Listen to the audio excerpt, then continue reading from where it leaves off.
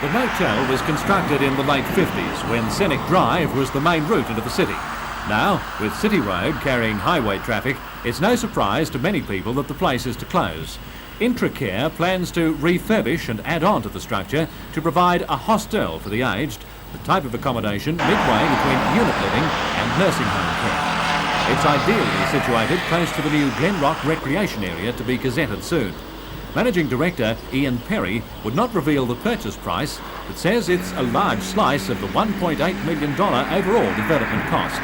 The Scenic Motel has been purchased by the group for redevelopment into 39 hostel units. This is in line with our policy to extend the facilities in this particular area, the Newcastle area, to include the second stage of aged care, which is something that the government has now given us a lead to expect more of that style of accommodation, which complements both this new development and the nursing home complexes that the group owns. Mr Perry's announcement came at the opening of Intracare's first Newcastle development, 22 units called Buchanan Court in Patrick Street, Merewether. The establishment was officially opened today by the local Member of Parliament, Richard Face. It consists of 1 and 2 bedroom units ranging in price from $70,000 to $80,000. Undercover parking and common room facilities are available. All rates and maintenance costs, as well as gardening and garbage disposal, are carried out for the all-inclusive price. Buchanan Court complements Intracare's first establishment at Toronto, where it's developed an all-encompassing complex of hostel, self-care and nursing home accommodation.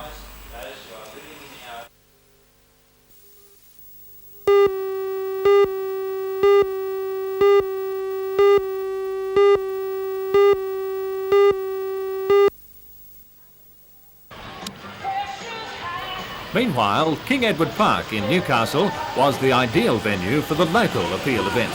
An amount of $700 was raised, with about 200 people taking part in an exercise session of aerobics, which is normally held of a Sunday morning, but usually indoors at the Housat Centre. The colourful costumes made it a beautiful sight, as the fittest of us did their bit for the worldwide effort to help the hungry.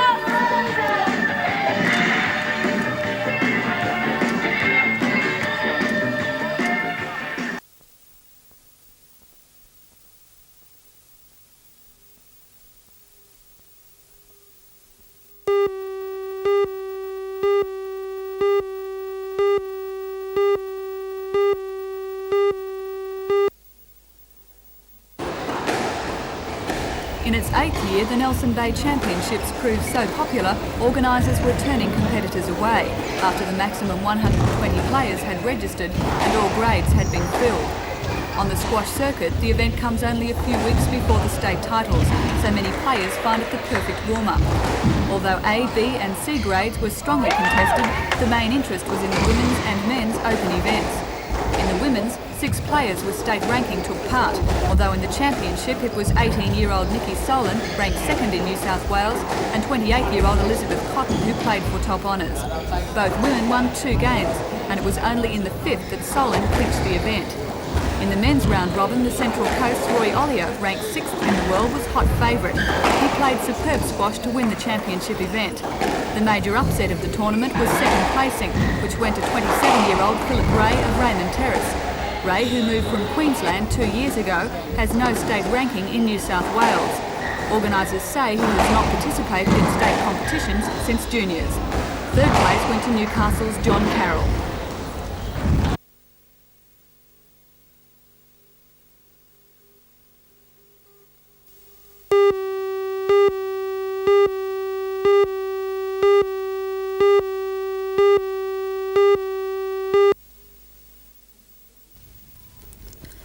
On the 26th of May 1972, a storm which has since been described as a bomb hit the coastline from the north of Sydney to Taree, leaving a path of destruction behind.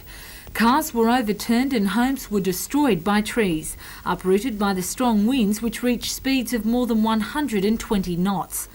The force of the storm washed ashore the Norwegian freighter, the Sygna. Parts of the ship's hull still rest on Stockton Beach today, as a reminder of the devastation. Dr Howard Bridgman, a lecturer in geography at the University of Newcastle, has compiled a detailed study of the causes of the storm. He says that if all the available meteorological information had been gathered, a warning could have been issued. Living in Newcastle. Through your research, have you discovered anything that wasn't known before? I discovered, for example, that the cold pool of air in relation to its movement had been known or discovered or discussed before in terms of analysis, and that the tracing and the movement of that cold pool of air the Bureau of Meteorology knew about, say 4 or 5 days before the storm existed. But the Bureau didn't actually put it together in terms of some of these other things to be able to forecast the strength and the duration of the storm. It's 12 years today since the Sygna storm. What are the chances of it ever occurring again? I think it's possible. I think it's, anything can happen twice in the atmosphere, and therefore, or even more. So it's possible. But I think if the Bureau can concentrate or watch the conditions that initially caused the storm, and watch and see if those conditions occur altogether again, then it may be possible to forecast the development of such a storm again. Right, that's fine.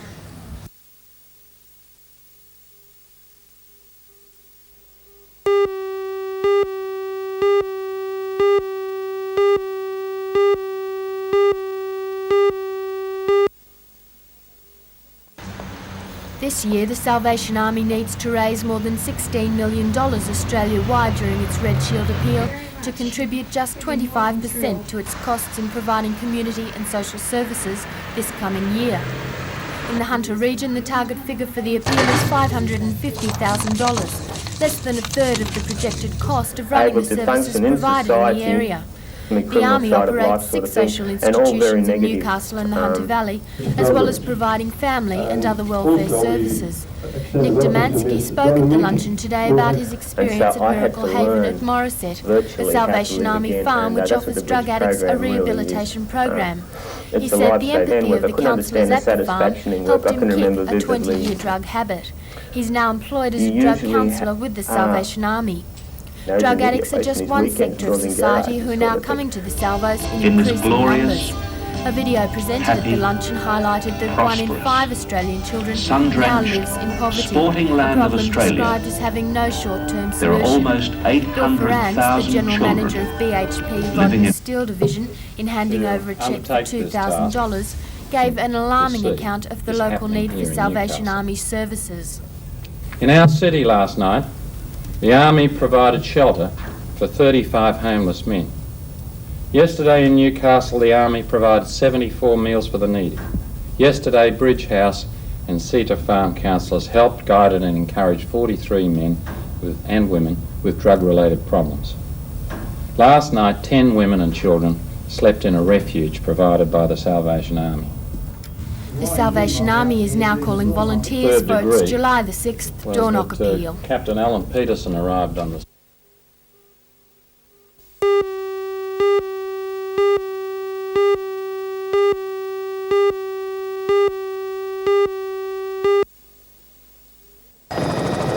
With a population of around 170,000 people, the council believes it's high time the city of Lake Macquarie's civic leader should be called Lord Mayor. In New South Wales, the title has been bestowed on the mayors of only 3 cities, Sydney, Newcastle and Wollongong. Lake Macquarie City Council is determined it will be the 4th. At a meeting last night, the council agreed to draw up a submission to the Minister for Local Government, Janice Crozier, seeking to have the title conferred on the Mayor, Jeff Pasterfield. Deputy Mayor Ian Nicholson says the title would give the council more clout.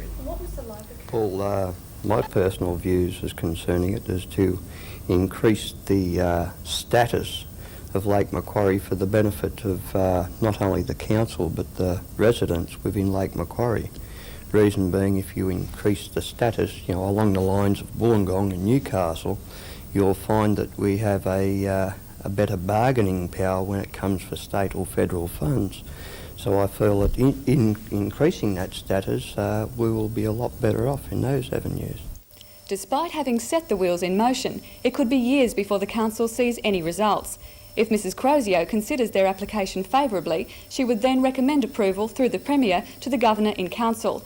The Governor would then forward the application to the Governor-General, who in turn would forward it to the Queen.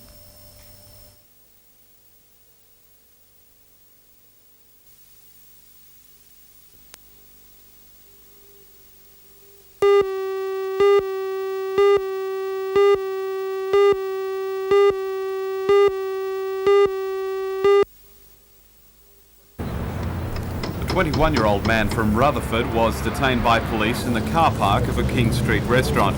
His car was noticed by police after he had driven through a red light on his way from Rutherford to Newcastle. After a search of the vehicle, police uncovered a quantity of Indian hemp. He's been charged with several drug offences. Will appear in Newcastle court on the 30th of June.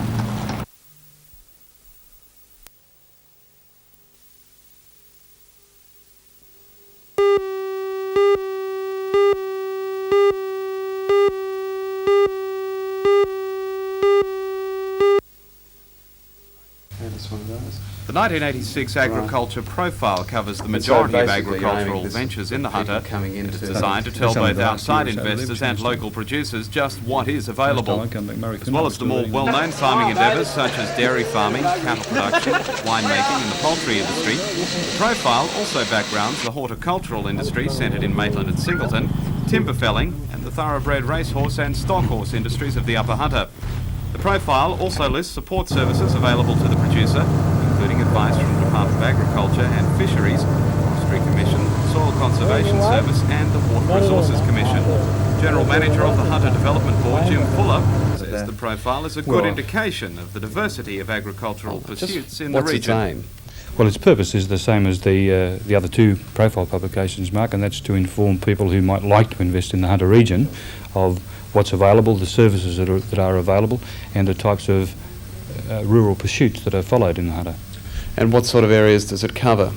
It covers all of the rural forms of production, including everything from horticulture through to horse breeding. And it's part of a series of 3. What's been the response to the other 2 profiles that the board's put together? Well, the response has been very good to date. We've had to reprint the industry profile this month to make sure that we still had the series of 3 available to those people who wish to buy the whole series. And of course tomorrow the board will be having its meeting in Muswellbrook. What's the purpose behind that? Well, it's especially to provide an opportunity for Upper Hunter people to meet firsthand those members of the board who are based in Newcastle and Sydney.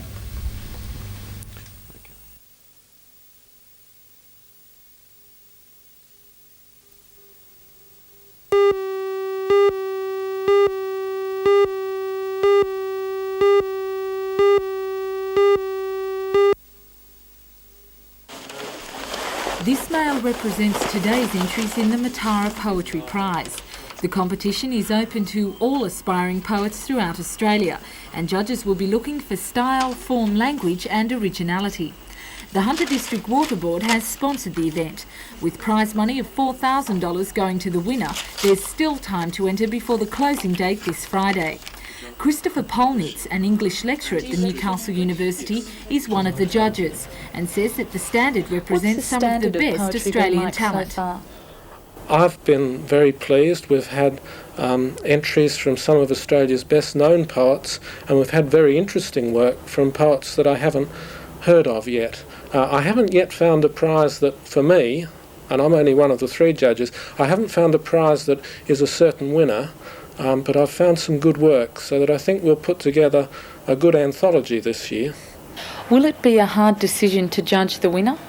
Very hard, because it's a 3-way decision, and because the ultimate value of so many good poems is a really hard thing to decide.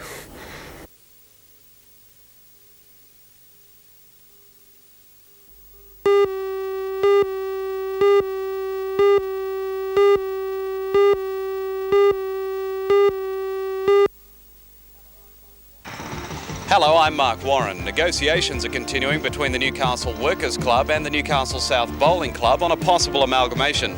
The negotiations may mean the club could be trading again as early as this weekend. Join Ray Deneen and Anna Manzoni for all the news tonight at 6.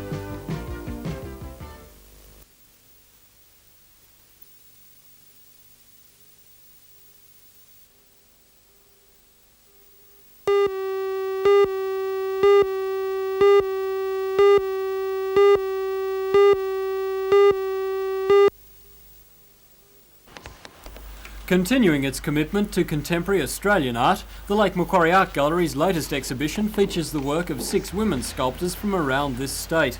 Called Explorations Crossroads, the exhibition is more a look at the personal outlooks and experiences of the artists, rather than an aggressive feminist statement. While there are just 6 works, they present a variety of sculptural media and ideas. The curator, Celia Winter-Irving, says the exhibition presents sculpture in a particularly feminine way. The exhibition is of 6 women sculptors, and the women seem to have departed from their feminist stance of a few years ago, and they're exploring intensely private experiences and rather hesitatingly making them public. These experiences, I think, are a response to fundamentally biological urges, or a response to the archetypal female roles, female relative, mother, wife, sister, sibling, etc.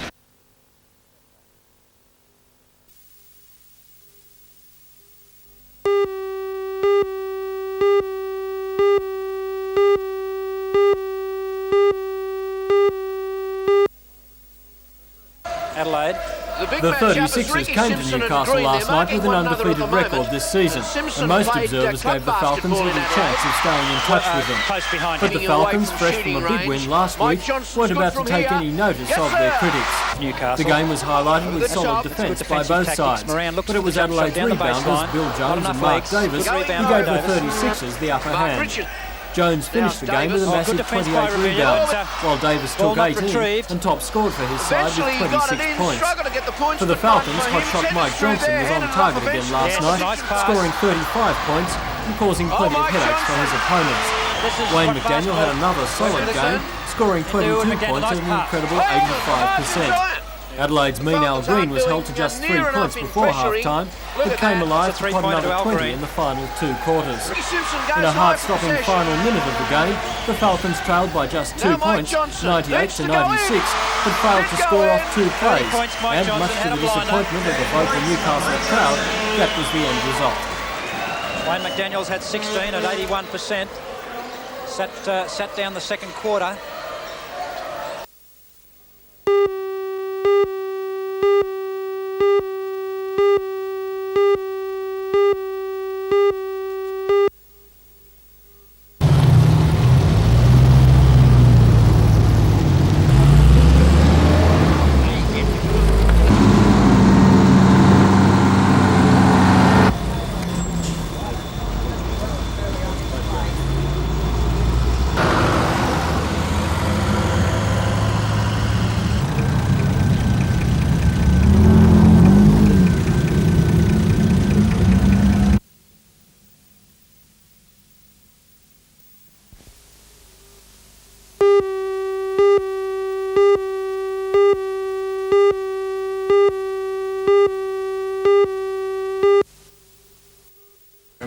It was Mr Mulock's first visit to Goninans as the new Transport Minister, and when he emerged from a meeting with the company's management, he had good news. After receiving a present of a scale model passenger rail car from the General Manager John Fitzgerald, Mr Mulock announced that Goninans had won 2 SRA contracts, one to build 250 rail coal hoppers, worth a total of $12.9 million. The company will also manufacture 500 freight bogies, worth another $9.7 million. The bogies will be made by Goninan's Lansdowne division at Taree, guaranteeing the 150 employees there 12 months' work. Work on the coal hoppers will be split between Lansdowne and Goninans at Broadmeadow. Meanwhile, Mr Mulock also discussed with Goninans the soon-to-be-announced contract for the new Tangara passenger train. Goninans is competing with Comenge and Clyde Engineering for the $500 million project. Mr Mulock said the contract should be announced next month, but he was giving away no clues.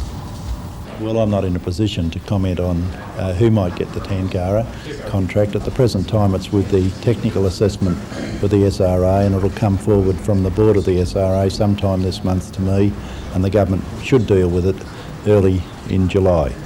Mr Mulock was also unrepentant about the just-announced increase in car licence fees and public transport fares. He said the rise in train, bus and ferry fares will only account for inflation, and that the state government is still subsidising public transport to the tune of $900 million a year. If it's not going to be paid for by fare increases. It's going to be paid for and added to by what's being paid out of the public purse now to make the balance between expenditure and revenue in our transport system. Fares account for 280 million.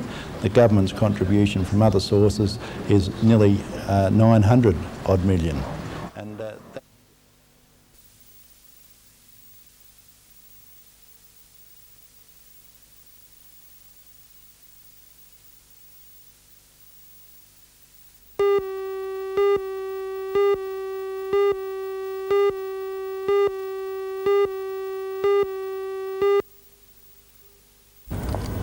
The success and importance of Carrington Slipways ferry construction program was underlined by the guest list for the launch of the Hunter, State Transport Minister Ron Newlock, Sport and Recreation Minister Mike Cleary, his wife Jan, who performed the launching, and a number of local politicians. The Hunter is the second of a 200-passenger twin-hull design for the Newcastle Harbour run. In effect, a smaller version of the 11 ferries built by Carrington's for service on Sydney Harbour. She slid into the water without incident, cheered on by the crowd. Built with bicentennial funds, the Hunter is fitted with bike racks, a ticket machine and a coin-changing machine. She will soon join her sister ship the Shortland in giving ferry commuters previously unknown levels of comfort and convenience.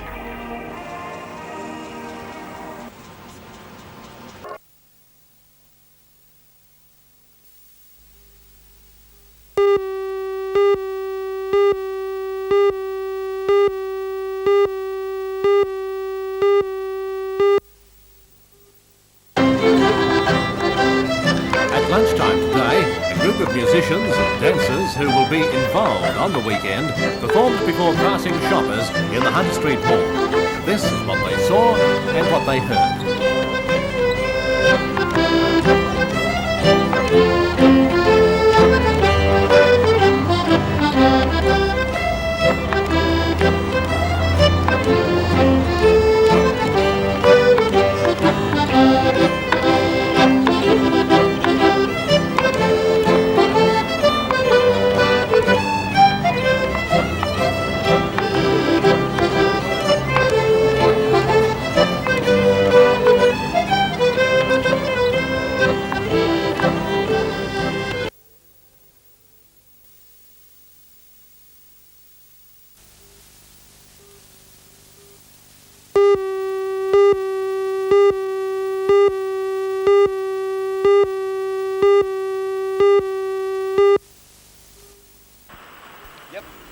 James Fletcher's monument stands in Fletcher Park, Newcastle, as a reminder to all of his contribution to the city.